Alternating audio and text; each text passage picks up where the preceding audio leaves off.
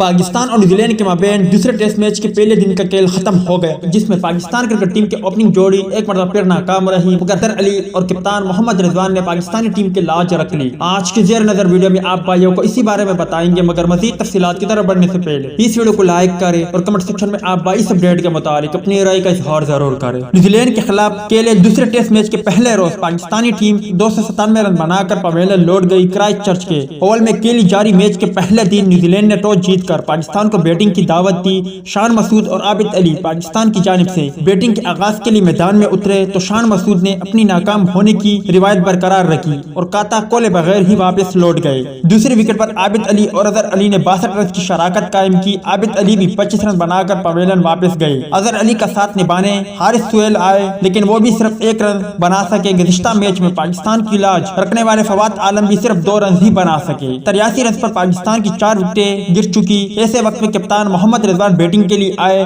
انہوں نے اظہر علی کے ساتھ مل کر 88 رن کی شراکت قائم کی، جس میں رضوان کا حصہ 61 رن کا تھا۔ محمد رضوان کے بعد فہیم اشرف نے اظہر علی کے ساتھ پاکستان کے اسکور کو آگے بڑھانے کا بیڑا اٹھایا۔ دونوں نے مجموعی اسکور میں 56 رن کا اضافہ کیا۔ 227 کے اسکور پر کیویز باؤلر کے آگے مزاحمت کی تصویر بنے اظہر علی کی ہمت بھی جواب دے گئی، انہوں نے 93 رن بنائے۔ واضح رہے کہ نیوزی لینڈ کو 2 ٹیسٹ میچز کی سیریز میں پہلے ہی 1-0 کی ناقابل شکست برتری حاصل ہے۔ تو دوست یہ تھی پاکستان اور نیوزی لینڈ کے مابین دوسرے ٹیسٹ میچ کے پہلے دن کے کھیل کے حوالے سے کچھ اپڈیٹ۔ امید کرتا ہوں آپ کو پسند آئی ہوگی۔ اس اپڈیٹ کے متعلق اپنی رائے کا اظہار کمنٹس باکس میں ضرور دیں۔